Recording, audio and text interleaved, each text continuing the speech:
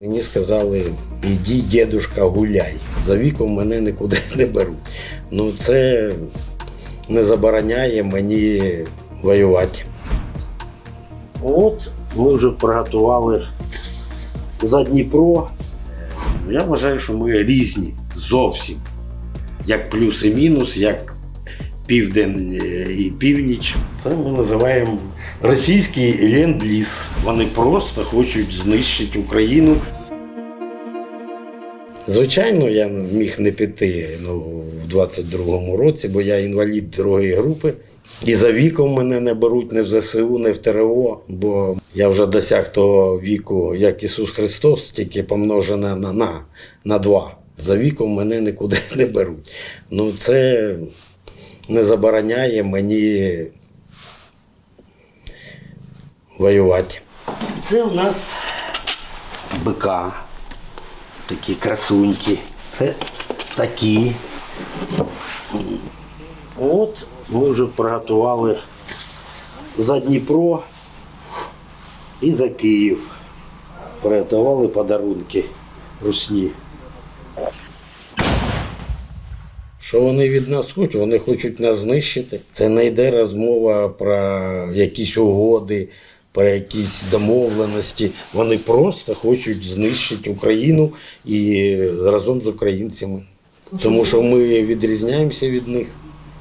Ми зовсім, це таке слово, як кажуть, зараз воно використовується багатьма, менталітет український. Я не знаю, що це таке. Ну, я вважаю, що ми різні зовсім. Як плюс і мінус, як південь і північ. Ми зовсім різні. Тому я і не намагаюся їх зрозуміти. І всі, хто прийшов на мою землю, хто порушив мою хату, хто намагається вбити мене, моїх дітей, моїх онуків, моїх друзів, для мене ворог. Я козацького роду. Прізвище в мене Таран. Мої пращури занесені в книгу «Історія запорізького козацтва». Хрест мого прадіда Семена Тарана знаходиться в музеї на Хортиці. Там їх 2 всього. Тому, звичайно, я вважаю, що я козацького роду. Мій пращур був генеральним писарем війська Запорізького. Це, будемо казати, друга людина після гетьмана.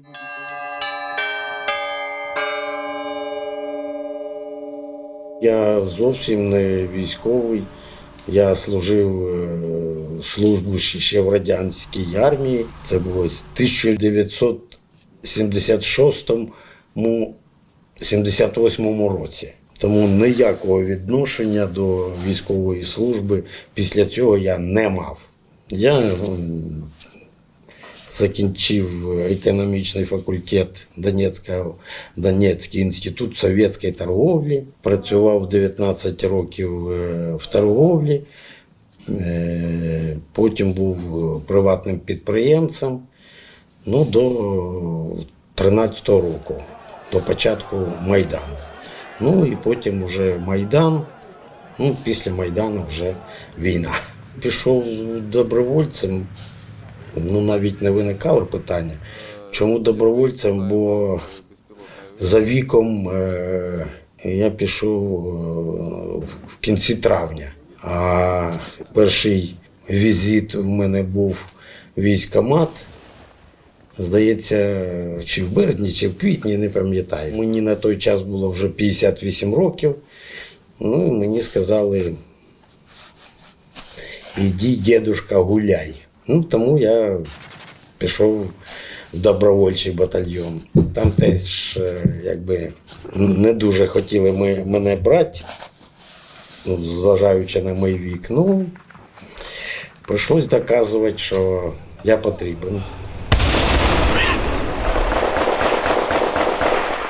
Після Іловайської, хочу сказати, не трагедії. Багато хто робить і кажуть, що Іловайська – це трагедія, а я з тими, хто там був, навпаки, ми вважаємо, що це Звичайно, багато хлопців наших загинуло там, було поранено, але ми показали, що ми вміємо воювати і нас не здолати.